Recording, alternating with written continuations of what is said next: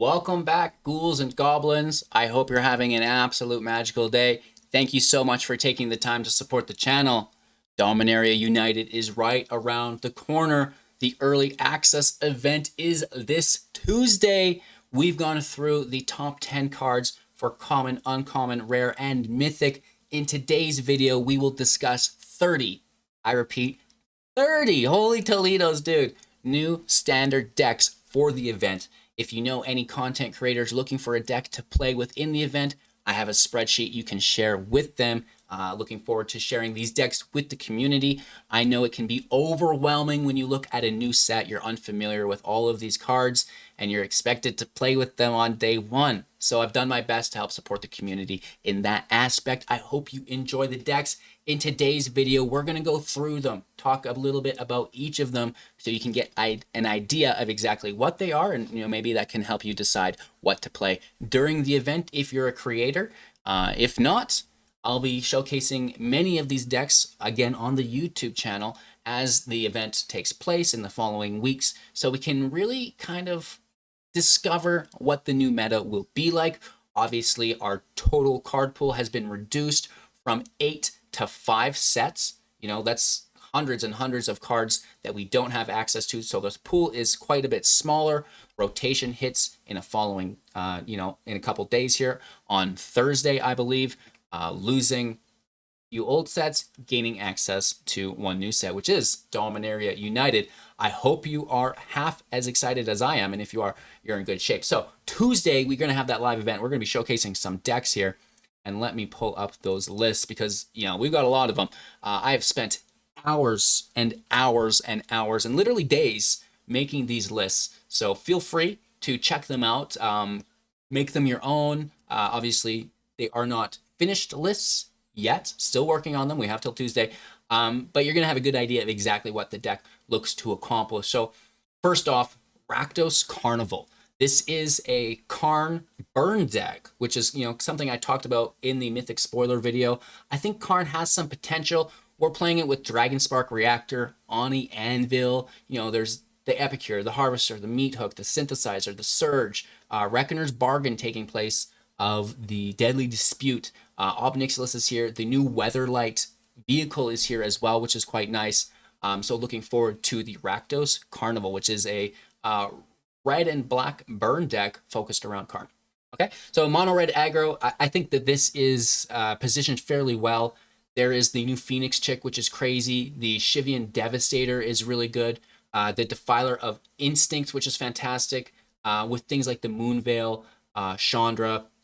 So the objective of this deck is to get Chandra in, get the Defiler in, and then combo your opponent down to 0 life through the use of the Defiler, because the Defiler allows us to pay 2 life to cast a red permanent with 1, and we can potentially, on turn 4, gain lethal on our opponent with the new mono red aggro deck. So super excited through that. You got to get a little bit lucky with the Gold Hounds and Ancestral Angers, but it's there, and it's really, really close, and excited to work a little bit more with this one. Moving on, we have the Bant Soldiers, King Darien, giving all of our creatures +1/+1, protecting the tokens and making tokens as well. So that card's fantastic. We have the Veteran here as well, which is going to push up soldiers. Broker's Ascendancy, pushing up all of our creatures each turn. We have Maggie for the exile. We have Brutal Cathar for the exile. Protect the Negotiators, a new card, as a little bit of counter magic. Johnny actually makes, a viewing here, and Resolute Reinforcements as well. And then utilizing some older things like Metro Angel, Denick as well, right? So maybe even utilizing the Champion of Delight, aka Champion of Light, just to push up the creatures even further, right? So Bant Soldiers feels fairly good as an aggro deck because it has, normally it wouldn't, but it has the counter magic in it. That is based on having creatures or soldiers, which is it's pretty good, right? And then another aspect of the same deck, it's going to be Naya Soldiers, so substituting blue for red, and then we gain access to the Argivian Recruiter. This is going to help you make more soldier tokens every turn, which is really nice. So, that's really the only difference between the two, is one makes more tokens, the other can potentially protect itself from a wipe, right? Moving on from there, we have mono black mid range. This card is ridiculous. It's been so pushed. Yeah, you lost a loaf, but did you really need to add, Braids is ridiculous. Liliana is ridiculous. Gix is really good. The Sheoldred is fantastic. The Apocalypse there. There's just so many good things included with Mono Black Midrange that it's going to be a hard deck to keep up with. We have a second variant of it that's a little bit different. Not so much the discard. This one, has the Raven Man. It has the Frightful Return. More and the curtains here as well. So more of a discard deck than the second one. The second one's kind of more aggro, right? Utilizing the underdog, despair, things like this, right? It's very similar builds, but one might be a little bit different. We might blend them into one, but I don't know which one we want to focus on, whether the discard's more competitive or just like focusing on the mid-range value aggro, right? Moving on, we have a free-to-play deck. Our first free-to-play deck, Walls and Defenders. This is going to be a 5-color build, and I think the list of commons and uncommons included here are fantastic. It's going to be hard to compete with this deck. I don't know if it's quite as good as the Cycle deck during Ikoria as a free-to-play build, but it looks really, really promising. I think that this is definitely going to be a build that you can play that only has commons and uncommons, and you shouldn't be worried about a win rate. I think it's going to be pretty good. Moving on, we have Gruul Aggro. One of my favorite builds here, the Beast Caller. Getting the +1/+1, distributing those counters when it dies. I think that's great. Yabi Maya, a really good budget card within the deck. Squee, making it has haste and then it makes another attacker, which is good. But my favorite thing is Rada's Firebrand with Helena and Alina. So the Firebrand can't be blocked by a creature with power less than this. And if we just push it up with Helena, then they just won't be able to block it. And we can smash, we can bash, and we can probably win the game, right? So really working at fine-tuning this deck. And it might be one of the first decks I play. We'll have to see. We have the 5-color legendary deck with Joda, right? Lots of mana fixing, lots of legendaries here. The Urborg, which is nice, allowing us to copy legendaries when they die into those zombie tokens, which is really nice. We have the Diplomacy here to copy those legendaries as well into non-legendary tokens, which is really, really cool. And again, just pushing up everybody with Joda and smashing in, which is really cool. So, kind of still fine-tuning the deck. There's going to be a little bit of work that needs to be there. But again, it looks promising. Orzhov Clarifice is the Cleric Sacrifice deck. This deck also seems to be very pushed. There's the Phyrexian Missionary, Elias Core. Both of these are very, very good. The Peacekeeper seems all right as a cleric. Shadowrite Priest pushing up all our clerics, and it's basically a tutor. The Meat Hook's still there. The Lunarch, the Overseer, the Voice, maybe even the Apocalypse and the Paragon make an appearance here, I believe, as just mid-range caps. But again, this Orzhov build, feeling fairly good about it, as we kind of add removal, balance the lands, and push it out during that pre-release event. One of my favorite discoveries, the Executive Librarian.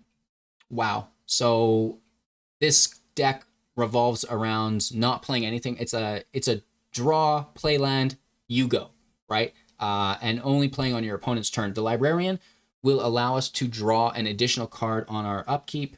And then if we do, spells we cast during this turn cost 2 more, right? So we're double drawing and then not casting spells, casting our spells using our mana on our opponent's turn. The same effect takes place for them, but there's a good chance that their deck isn't all instant speed or flash, right? So they're going to have trouble with it, in which case, in contrast, we will capitalize off of it. The Golgari Mid-Rango is next. Now, this is a little bit aggro. It's a little bit mid-range. And the Yugo can be played in, so many different color combinations here. I think that this card is so good. It can go into Dimir, Simic, Azorius. Is it Esper, Bant, or Grixis? We've got a lot of ideas for the Librarian. But the Golgari Mid-Rango, the Primeval Warden, this is fantastic. So, we're exiling their creatures. We're making Saprolings. We're sacrificing our Saprolings to make them sacrifice things. We've got lots of really good removal. The Apocalypse is here. The Beast Caller, the Underdoogie, Liliana. So the Golgari Mid-Rango deck just feels like a ton of value. Is it artifacts? The Ageless Innovator. You can play a 2-drop artifact right away for free, and then we're using Shore Up, right? It gives it hexproof +1/+1 counter, and it untaps it, so we can immediately tap it again, playing a 2-drop artifact, untapping it, tapping it again, playing a 4-drop artifact. Yeah, so that's going to be a lot of fun. Selesnya Aggro, this is decent. It's basically the creatures deck without, the soldiers requirement, right? We're still utilizing the king. We have the Redeemer, which gives power 2 or less creatures, +2 +1/+1 counters, which is nice. The king pushing everyone up. The beast color grows whenever you cast. Gallagher grows. Archites Pegasus draws. The queen grows and grows and grows, just like Adeline. Tauren makes creatures, which draws us cards, and they come out bigger because they're a teamer, right? It's all here. The welcoming vampire to draw off those plays. So really looking forward to the Selesnya aggro deck. I think that there's a ton of value there. Moving on to the Grixis Sacrifice, the Solkanar, the Tainted. A lot of value being represented through this card. It triggers like 3 times and then your opponent gains control of it. No, we're going to bounce it at that point. We're going to sacrifice it at that point. My favorite thing is the make disappear, right? So they're going to cast a spell and you're just going to sacrifice it, right? And then, even potentially replaying it from the grave, which is pretty cool. Alb Nixilis, Liliana, Braids, it's all here. Grixis Sacrifice looks fairly well positioned. We have the Izzet/Jeskai spell aggro. Now this build can go either way. Jaya being used, which is nice. The Keldon is new. The Haughty Jin is new, which is really nice. The Smoldering Egg, one of the main engines in it, and transforming that egg into the Ashmouth Dragon, getting down, getting dirty. There's Lightning Strike here, which is new. The Impulse is new. Shore Up, Fires of Victory. A lot of really cool ways to play this deck. And again, it can be blue and white. It can be blue. It can be blue and red. It can be blue, red, and white, right? Either Izzet or Jeskai. We have the Battle Hymn, which is really nice. Temporal Firestorm, potentially. If we do go with that white, Inferno also as an option, which is really cool if the Ashmouth Egg flips, because it's going to deal damage, plus it gives it double strike, right? So quite nice there. Moving on, we have the Azorius Bant and Flicker. Unfortunately, there's not a lot of love for this currently. We could make it work, but it might be hard. The Channeler is fantastic to bounce and flicker, right? It's got the 3 different modes. You're drawing, you're scrying, you're returning something, right? Which is really cool. The Partisan, bouncing itself, which is pretty cool. And then, the Golden Aggro is the best. The Golden, this ship or whatever, I don't know how to pronounce it, with the Channeler. These 2 cards together make a very good deck, and I wouldn't be surprised if we see that in more. We do have maybe Soul of Emancipation, which is a nice bounce here. Extraction Specialist, the Spirited Companion, the Titan, doing that with the Limo, and we have the Hope there as well. So, there is a line here. Maybe it exists if we blend it with Ramp and Removal, right? But as far as just a strict value-based deck to overpower your opponent, it might not be there just yet. Esper Enchantments, we have the Internal Schemer, Machiko, right? Architect of Restoration, the Companion, the Hollow Taunting, Catilda, Meathook, Stronghold Arena, Borrowed Time, Circle of Confinement, the Diplomacy, which is nice. Kami War, maybe, Toshiro, Longreach, Iteration, Wedding Announcement, Curse of Leech, Security Bypass, Dockside Chef, and Clawing. All very good options. Might be better in Historic, but at the end of the day, why not just slam Machiko and go to town, right? Oh, right. Some things are just too good. And the fact that, your Machiko creature is going to have hexproof, it's going to be good enough. Simic Copy / Mirfolk, a couple different ways to run this deck, whether you want to be utilizing the Ivy and the Diplomacy to copy the Hex Mirfolk, and then you can counter anything, have a ton of Lord Mirfolks, and take care of their creatures with the Mind Mirfolk as well. That's one option. The other option is just straight spells. Stormdrake, Ivy, you're copying those a ton. You have the Ledger Shredder here as well with the Combat Research, and you should really be able to go to town. Playing this as well with the Spectral Adversary to protect everything, which is quite nice. So a lot of goodies here that we can utilize. I really do think that Simic is it's in a nice spot for both. More of a tempo build, and you know, even kind of like a combo build, if you will, with the Merfolks. Rakdos Dragons feels fantastic. Rivaz of the Claw, generating 2 mana to spend on dragons. This Hellkite, which has double strike for 6 mana, reduced to 4, being played the turn after the Claw. Great, right? We have the Devastator, we have Atsushi, we have Moonveil, we have Junji, the Elder Dragon's War here as well, the Phoenix Chick potentially. So Rakdos Dragons getting pretty cool. Also experimenting with a 5-color Dragons deck. Still working on this. It's not included in our 30. This will actually be 31. With the Kami Egg, right? Getting that Rith out and, you know, just flooding the field with other dragons here as well. Rakdos Aggro, more traditional variant of it. You know, the Evolved Sleeper is here.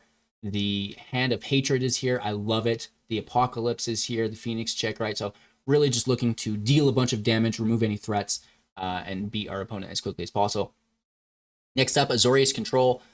Sphinx as a win con, similar to what Dream Trawler used to be, or Imarith. Very, very cool. Can help you draw cards, has ward. Temporary lockdown, the removal, the phasing, very, very good removal here within blue as well. Karn's Silex, again, you know, the field wipe that we need within Azorius. We have the Lotus, we have Teferi to untap the Lotus and, you know, depopulate to wipe, Impulse and Memory to draw, Hope to protect, things like this, right? So, you know, still kind of working on the Azorius Control version. We don't get too many new toys, but we get a couple of them for sure that are worthy of our attention. The Zombie Walkers. Now, this is probably one of my favorite decks. Super duper jank. You know, making Planeswalkers into creatures and then having those creatures copy themselves when they die. So, you know, Planeswalkers out, use the gift, make it to a creature, and then Rada Drabik will make those creatures when they die copies. And then, you know, we're going to have a bunch of copies in play. Then we have, you know, the Diplomacy, which can be copying them again, which is quite nice as well. So really getting down, getting dirty with the Zombie Walkers, utilizing Assembles the Titans as well for double activation on all of our Planeswalkers, which is really cool. Jund lands around the Windgrace, you know, some mill, some discard, some ramp, very much land-based and mid-range. I think it's a good card. We will need to show that list a little bit more love, though, or at least do some testing with it, because I'm not entirely sold on it, but I think that it could be good. Moving on, we have Simic Ramp, you know, basically building into the World Spell. The World Spell casts a bunch of other stuff. Joint Exploration is our main card here. You know, there's Fight Rigging, there's Kraken, there's Titan. The Silverback is here. You know, just like a big old ramp deck. Storm the Festival here also. You know, I do think that there's going to be a lot of love for Simic, whichever way you play it this set. Bant Ramp here as well, you know, basically is an offshoot of Simic, adding some white. Wandering Emperor, Assembles the Titans, Temporary Lockdown, Depopulate, right? Some more control aspects to the deck. Jeskai Control, again, very similar to the Bant Ramp, utilizing more control aspects here as well, without the ramp at all, right? So Timeless Lotus is our ramp. Teferi can untap that, but now we're using like Temporal Firestorm as a wipe alongside Depopulate, right? So we're strengthening our control aspect of the deck. Temporary Lockdown still here, Fateful March, the Sphinx, Impulse, you know, all the goodies, all the big ones. Mono White Aggro, I think the Paragon gets used. I like Guardian of New Benalia as an addition. Anointed Peacekeeper here as well. I'm not entirely sold on the Defiler or the Redeemer, but I do think that they could potentially be played, but making is a little bit more of a mid-range deck. And then finally, Abzan Ramp. Urza Assembles the Titans with Spirit Sister's Call. You're welcome. And then, you know, just like milling and killing is the name of the game. We have Toxrill, we have the Titan, the Meat Hook, it's all here. And again, probably working more with this as we continue through our journey. But as far as a base list, this is definitely going to get you started, which is cool. So milling and then replaying a lot of like the Gix, the Titans, having those replayed is really, really nice, right? So should help us out. And I think here maybe we'll just add some more Planeswalkers and we're good to go. Easy peasy lemon squeezy. So if you see any of the lists in today's video, right, that you're interested in, leave me a comment down below. Let me know what I should add, what I should take out, and maybe you have some decks some archetypes that I did not mention in today's video that you'd like built for the pre-release event. Don't be scared. I'm more than willing to accommodate. And again, the spreadsheet will be available within the comments or description below, and you can share that. Everybody's welcome to peek the list, utilize them for inspiration, or just straight up copy them. And again, make sure to check out the top 10 videos, which we released as a precursor to this video, just to help gain awareness of the set for everybody. Holy Toledos. Thank you so much for watching. I hope you have an absolute magical day. Get ready for Tuesday, Dominaria United pre-release event. Cheers. We'll see you soon.